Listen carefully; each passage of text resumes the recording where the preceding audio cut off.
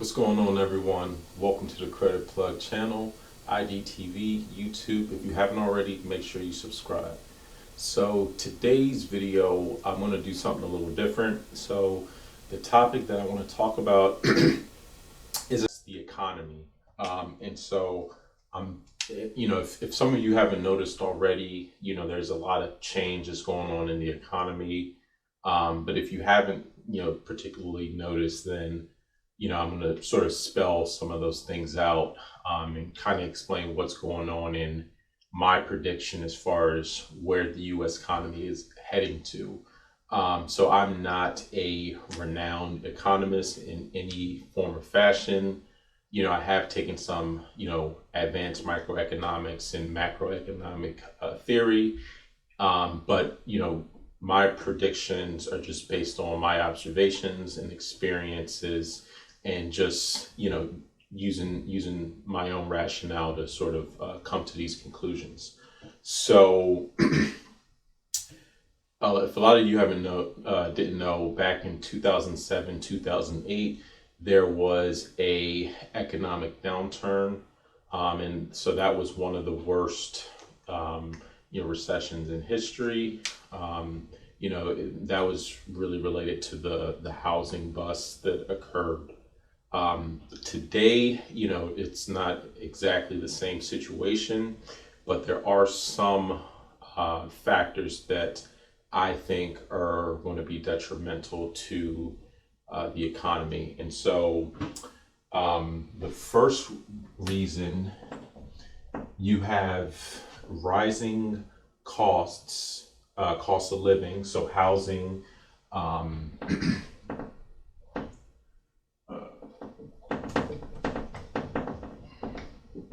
right? You have housing costs that are increasing faster than what wages are actually paying out. So in that situation, a much higher percentage of your disposable income is going towards, just maintaining a house, a roof over your head. So cost of living, so that's, food, that's housing, right? Healthcare, as well as, you could even throw in, but this is going to be another topic, but education as well, right? And so, when all of these things increase much faster than wages, and so this will represent wages, right? There's a lot of statistics that are thrown out there as far as, inflation only being 2%. However, if you really dig deep and look at, the change in prices from year to year at an aggregate, it's actually a lot higher than 2%. So yeah, cost of living is increasing, but wages are stagnant. That's one reason. And then to piggyback off of this, you have, student debt. So student loan delinquencies recently just hit an all-time high. So what you have is this millennial generation, and those are people, I guess, from let's say, like, and I don't know the precise ages, but 20s and 30s primarily, maybe some early 40 may fall into the millennial. But yeah, you basically have this group of individuals who were burdened with student loans. And so that's preventing them from, actually purchasing homes or even starting families. People are starting much later than, the baby boomers. So, this is definitely becoming a big issue, and, people aren't getting the jobs that they anticipated they were going to get in order for them to, really justify the cost of education. And a lot of people are finding themselves to be, just paying the minimum payment and, not really paying back their student loans in a timely manner, this also could prevent you from qualifying to purchase a house because your, debt to income ratio. So student debt, that's one other one. Another one I wanted to talk about is, and this is more so with older generations, so like the baby boomer generation. So what they're finding, and something I observed a lot, is older individuals working past what would normally be retirement age. So I guess I could put retirement, right? Now, retirement was, basically derived from, the whole industrial revolution where, people would go to these factories, they'd work, 40 years, 8 hours a day, because that's where the 8 hour workday came from. It came from, the industrial revolution of, the early 19th and 20th century. So this whole idea of retirement, retire at 65, and I think now it's like, for me, I think it's 67.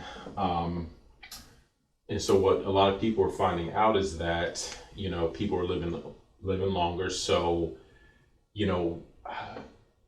there's a shortfall with covering, their living expenses after retirement. So in a lot of situations that we're seeing now is that people are, working past this age, so they don't have enough money to basically cover their living expenses.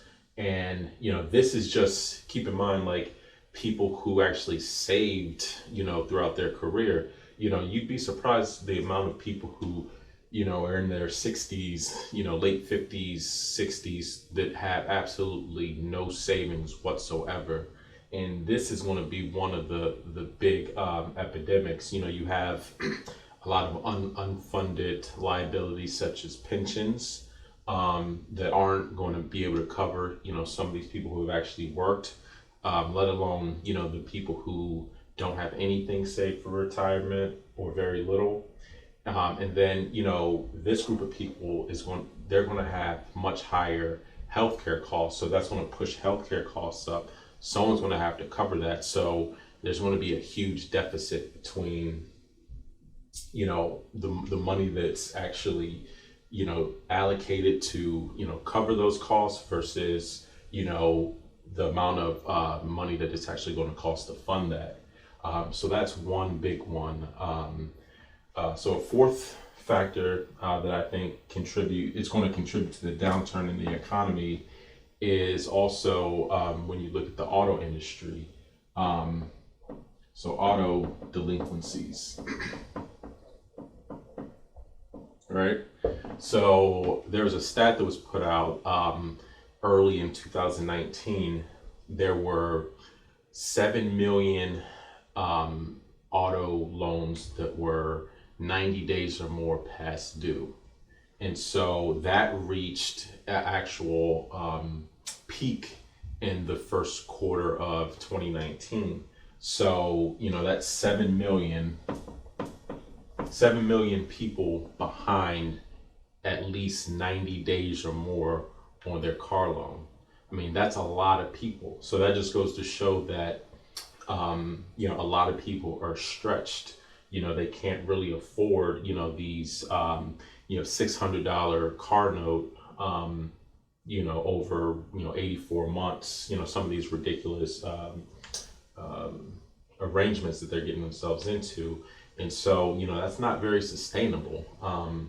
600 just on the note plus insurance. So, all in all, you're looking probably about at $800 just for, a vehicle. And in a lot of cases, you think about that, that's for most Americans, that's a large proportion of their after-tax income. So this is only going to get worse. So, and then, I guess, so these, from my perspective, these are things that are going to, contribute to the downturn in the U.S. economy. Oh yeah, and I'm sorry, another thing that's happening, and this is automation, right? And I'll contribute. I'll do like slash retail, right? And some people have already hinted on this, where technological innovation is going to basically destroy a lot of jobs. So a lot of people are seeing that already, where a lot of commerce and retail is going online. So like companies like Amazon, are basically putting a lot of these malls, shopping centers, small businesses, like putting them completely out of business, because they're able to deliver products very quickly. It's very convenient, and it's you get it essentially the next day if you wanted to. And so I see this a lot here, even locally where I'm at. Malls are basically becoming extinct. Retail jobs are basically going away. You see a lot of so this is going to be an issue, because a lot of these jobs are at the lower skilled. So the problem with that is, okay, you eliminate low skill jobs, and then there's going to be more high skilled jobs, programming jobs, things like that, tech jobs. But it's hard to really retrain people to be able to have those skills to do the high tech type of jobs. So it's not like these people will just automatically your Walmart clerk will just automatically become a computer programmer overnight. It's just not going to happen. It's not realistic. So that's going to be one big thing. So eliminating jobs at the bottom, that might force more people to go, into government benefits if they're unable to find more work. So, yeah, I mean, the overall costs that are going up: food, housing, healthcare, education, the student debt crisis that's going on right now. The lack of retirement, I guess, or a nest egg, if you will, for certain, older generations. I think this is going to be one of the big ones: auto delinquencies, and then also, the elimination of retail, low skilled labor jobs. So, this is basically my, projection on, some of the reasons why we may see an economic downturn soon. It just seems like some of these things are reaching a boiling point, and that economic recession is almost necessary to rebalance everything.